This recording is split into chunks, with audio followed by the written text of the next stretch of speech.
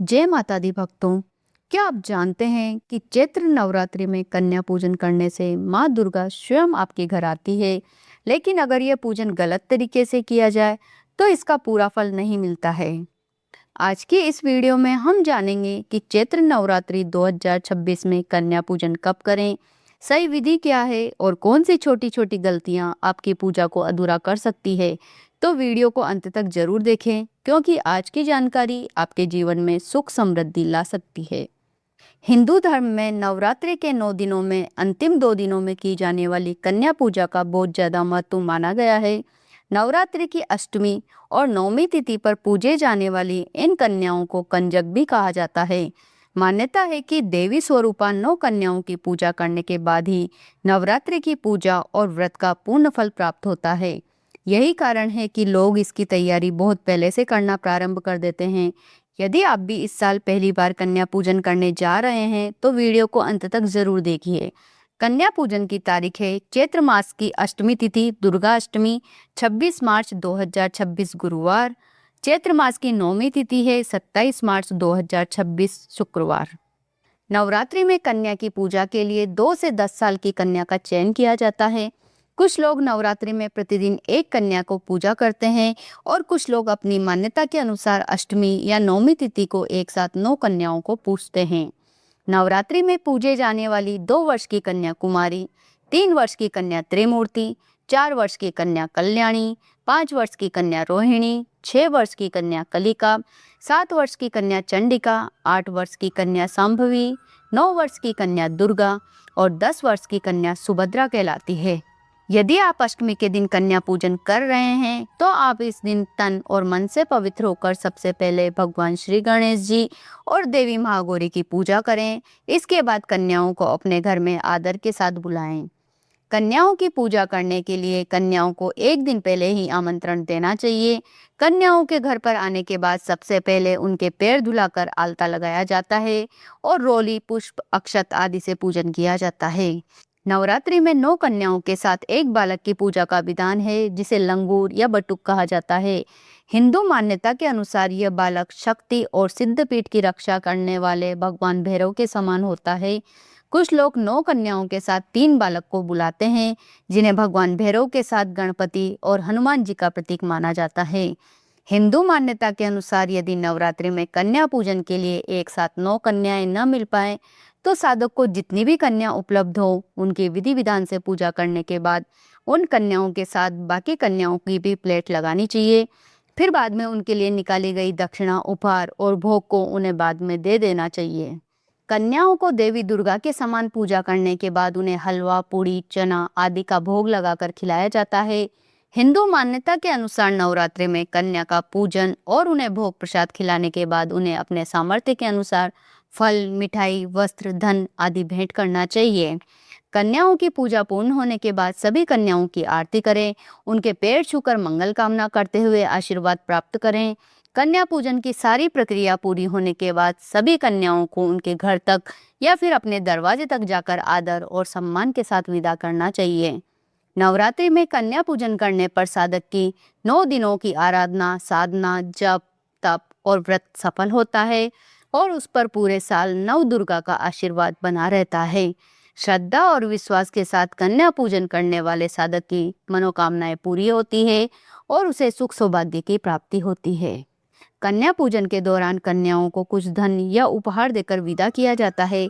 तो चलिए जानते हैं कि कन्याओं को क्या उपहार देना शुभ होता है। माता की पूजा में श्रृंगार विशेष रूप से चढ़ाया जाता है। कन्याओं को भी माता रानी का स्वरूप माना जाता है। ऐसे में आप कन्या पूजन के दौरान घर आई कन्याओं को उपहार के रूप में वस्त्र, लाल चुनरी, चूड़ियां, बिंदी, मेहंदी, क्लिप आदि दे सकते हैं, जिससे आपको देवी माँ का आशीर्वाद मिलता है। आप कन्याओं को शिक्षा से संबंधित सामग्री जैसे किताबें, पेन, पेंसिल, कॉपियां, ड्राइंग बुक्स, कलर सेट आदि भी दे सकते हैं, जो बच्चों के लिए उपयोगी तो है ही, साथ ही धार्मिक दृष्टि से भी इस तरह का उपहार देना शुभ माना जाता है। इसके साथ ही आप कन्याओं को धार्मिक पुस्तकें भी भेंट के रूप में दे सकते हैं। आप कन्या पूजन में छोटी छोटी कन्याओं को लंच बॉक्स, पानी की बोतल, गुल्लक या फिर स्कूल बैग जैसी चीजें भी दे सकते हैं जो उनके बहुत काम आएगी। इसके साथ ही कन्याओं को खुश करने के लिए खिलौने, गुड़िया, खेल के सामान या चॉकलेट आदि भी दी जा सकती है। कन्याओं के प्रसन्न होने का अर्थ है कि माता रानी भी आपसे प्रसन्न है। कन्या पूजन में कुछ नियमों का पालन करना बहुत जरूरी माना जाता है, क्योंकि छोटी सी गलती करने पर भी इस व्रत का फल अधूरा रह सकता है। ऐसे में आइए जानते हैं कि कन्या पूजन के दौरान किन किन बातों का ध्यान रखना चाहिए। कन्या पूजन के दिन सबसे पहला नियम है कि भोजन हमेशा साफ सुथरे स्थान पर करवाना चाहिए। कन्याओं को बैठाने से पहले जगह पूरी तरह स्वच्छ होनी चाहिए। साथ ही कन्याओं के चरणों को पानी से धोकर ही भोजन कराना चाहिए। कहा जाता है कि ऐसा करने से पुण्य की प्राप्ति होती है। कन्या पूजन में भोजन सात्विक होना चाहिए। इसका मतलब है कि इसमें प्याज, लहसुन या किसी भी प्रकार के तामसिक भोजन का प्रयोग नहीं होना चाहिए। कन्याओं और बालक को हलवा, पूरी, चने और सब्जी खिलाना चाहिए।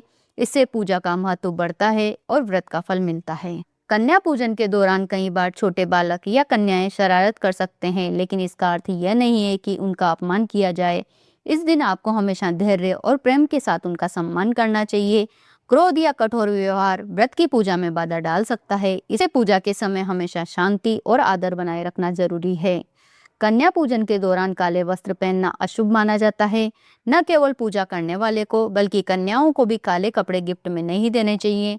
हिंदू धर्म में काले रंग को नकारात्मक ऊर्जा से जोड़ा जाता है, इसलिए इसे पूजा में शामिल करना वर्जित है।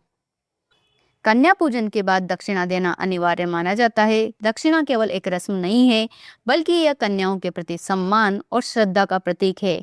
आप दक्षिणा के साथ उन्हें उपहार भी दे सकते हैं। कन्याओं में माँ दुर्गा का स्वरूप विद्यमान होता है, लेकिन कहा जाता है कि कुछ खास स्थितियों में कन्या पूजन करने से बचना चाहिए। ऐसे में आइए जानते हैं कि वे 3 स्थितियां जिनमें कन्या पूजन नहीं करना चाहिए। अगर घर परिवार में किसी सदस्य की मृत्यु हो जाती है तो उस समय घर में मृत्यु सूतक लगता है। सूतक काल में घर को अशुद्ध माना जाता है और इस दौरान कोई भी शुभ या धार्मिक कार्य नहीं किया जाता है। नवरात्रि में चाहे व्रत चल रहे हों, लेकिन अगर घर में किसी की मृत्यु हो गई हो तो कन्या पूजन नहीं करना चाहिए।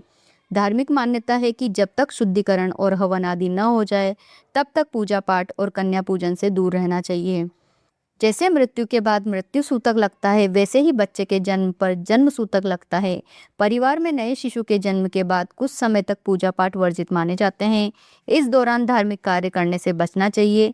जब तक शुद्धिकरण, संस्कार और हवन आदि न कर लिए जाएं, तब तक कन्या पूजन या कोई बड़ा पूजा पाठ नहीं करना चाहिए। धार्मिक मान्यताओं के अनुसार महिलाओं को मासिक धर्म के दिनों में व्रत, पूजा या कोई भी धार्मिक कार्य नहीं करना चाहिए। अगर नवरात्रि के व्रत के बीच महिलाओं को पीरियड शुरू हो जाए तो वे कन्या पूजन से दूर रहें। इस दौरान माँ दुर्गा की पूजा करने या कन्या भोज कराने की मनाही होती है। तो भक्तों, इस तरह से किया गया कन्या पूजन आपके जीवन में माँ दुर्गा की असीम कृपा लेकर आता है। अगर आपको ये जानकारी पसंद आई हो तो वीडियो को लाइक करें, शेयर करें और हमारे चैनल धर्म और कहानी को सब्सक्राइब जरूर करें। कमेंट में जरूर लिखें जय माता दी, और माँ दुर्गा से प्रार्थना है कि आपके जीवन के सभी दुख दूर करें और खुशियों से भर दें। जय माता दी।